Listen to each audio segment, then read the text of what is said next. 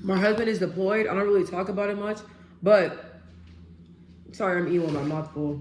Usually when I try to find videos, I don't really see much. Well, I see videos, but they're like, just videos I don't like to hear. Like one guy was talking about, oh yeah, like if your husband in the military expected to be cheated on and all this crazy stuff. Like I'm like, people that have husbands, wives, boyfriends, girlfriends, all that, spouses.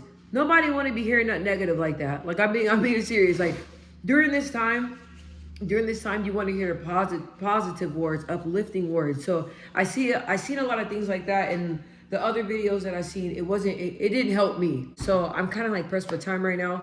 I'm back like 4 hours later because I was gonna record earlier, then I got super busy at work. I have 6 things here and plus a bonus one. Yeah. And what I'm talking about is things that will help you while your spouse, boyfriend, girlfriend, either one of those, husband, wife, or in the military. So these are things that help me, and these are things that I want to share with you because it may help you. Let's get into it.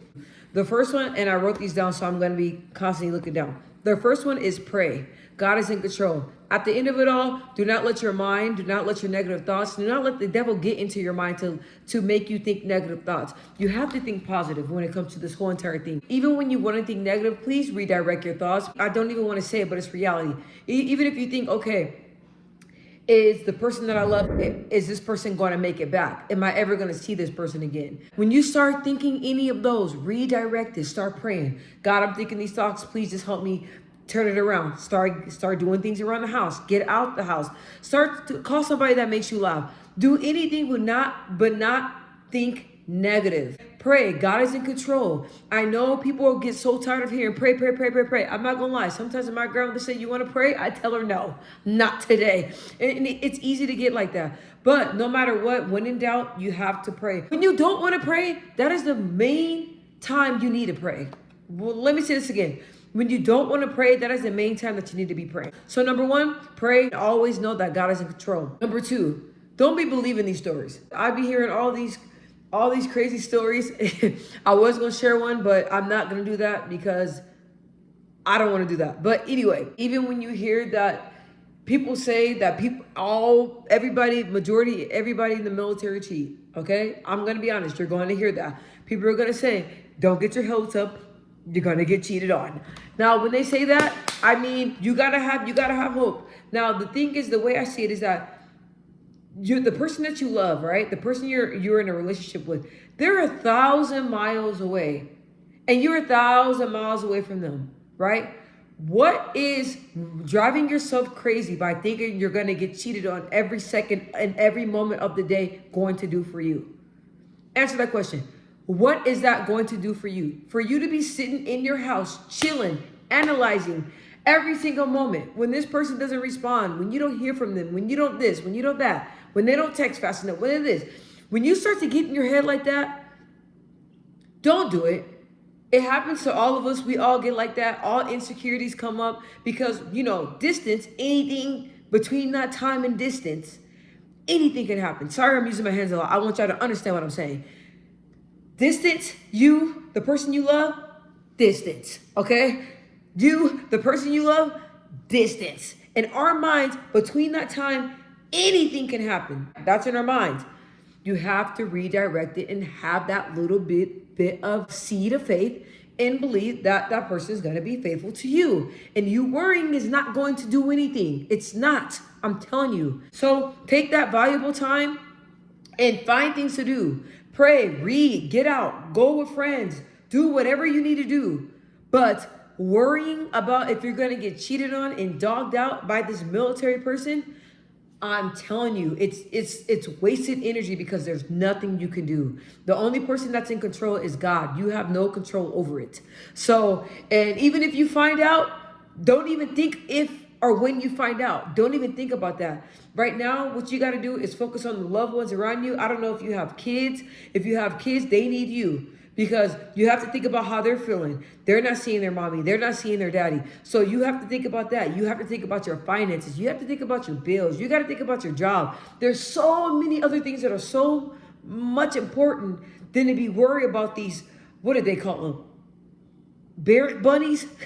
Barrack bunnies I don't know what they call the men, but all this other stuff, getting cheated on, it's more than life. And at the end of the day, it's out of your control. Even if it does happen, there's nothing you can do about it. Just pray that God protects you, protect your mind. And even of those crazy stories you hear about what be happening to people in the military, I'm not going to get into that because it gives me anxiety talking about it, and I don't want to give it life. Just like cheating, I don't want to give it life, but I want to give you a peace of mind, because you're probably looking on here trying to find something that's telling you the percentage of how many people cheat in the military. Now listen, don't do it because you're going to be stressed out after you find out. Okay? You're going to be stressed out after you find out. And the reason why I'm telling you that, because my little ass went and looked up the percentage rate, and I wanted to cuss just anybody out. Don't do it. You're going to stress yourself out. God's in control. Don't trip off that. You got way more important stuff to worry about. Your time is valuable. Y'all know what I'm trying to say. Your time is precious. Don't waste it. I'm telling you, everything's going smoothly. Think positively. Think positive, and that's what's going to happen. You think positive things are going to happen. You think negative things are going to happen. Which one do you want to go with? Positive. Even if you don't want to go there, I'm going to take you over there. We're going to stay in the positive lane, okay? For sure. The third one. Do whatever it is you got to do to get through this time. If it's cutting off certain people, if it's limiting what you watch about the military, if it's anything, if it's going to, let's turn it around. If it's going to all the events that they have a lot of support groups, they have a lot of dinners, they have a lot of things that they do for the people that have their loved ones in the military. You can do that. Whatever you have to do. If it's going on a walk every single day, if it's stepping outside, walking around in circles, don't know why I said that, but anything you have to do to mentally get yourself through it, do it. I've seen a lot of people start drinking every night, and then they notice that they're drunk all the time because this is too much to handle. And I was watching a video, and I saw a woman that was saying that when her boyfriend was in there, she was drinking a lot. That can happen most definitely if you're at home and you don't have a lot of support like that. If you don't have a lot of support, it will make it very, very much harder. As long as it's positive, do whatever you can to mentally get through this, because it's not for the weak. Okay. Number 5, make your home comfortable. That's what I noticed. If it's buying new furniture, if it's setting up patio furniture in the back, if it's buying an ice cream maker, I don't know what it is. If it's decorating the whole entire house, whatever it is to make you feel comfortable in your own house, to make you feel a little bit at ease, live a little bit luxury while you're going through this, because you're going to need all the support, and you're going to need all you can to get through this, because this is not something small. This is something huge. Even if it's 3 months, 6 months, a year, even people get deployed for 2 years away from their family. This is a big deal. So if it's jazzing up your house a little bit, like I like to go outside on my patio. It's peaceful. I like to go out there, sit out there, look around. It's windy, it's beautiful, it's nice out there, it's clean. That helps me. And I like to buy different things at the house because I want to feel comfortable. I love to sit on my purple couch and watch TV whenever I can. But just do whatever you can to make everything comfortable. It's definitely your home. Make your home comfortable. Make it when you come home, when you're stressed, you can sit down, you can depress a little bit, if that's even a word. 6, don't do this. Don't count the days. Don't count the days. Don't look at a calendar. Don't count the days. Don't remind yourself of the days. Don't remind yourself of the months. Don't count 365 days. Don't do it because it's going to make everything longer. And I noticed that from personal experience. Do not count the time. Just focus on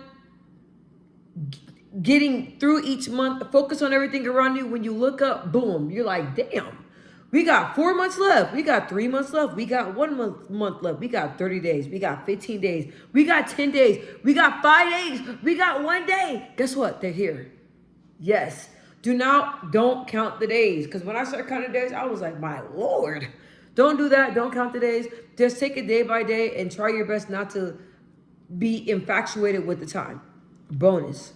If you have other people that want to support you, allow them to support you. Even if it's sending you food, bringing you food, inviting you out, wanting to come over to pet sit. If it's Watch your kids while you go out. If it's, you know, somebody you trust. If you have support, even support groups, friends, other military wives, other military husbands. My husband's mom, she helps me with the kiddos, right? And then my mom, she helps me with the kiddos, any housework or anything I need. My mom's always willing to help me. My brother, he comes back here and do my yard work, anything like that. So if you have family that's willing to support you and you trust them and they're coming from a good place, allow them to support you, because at the end of the day, you don't want to hear this, but you're going to need all the support because it's going to be really, really heavy days.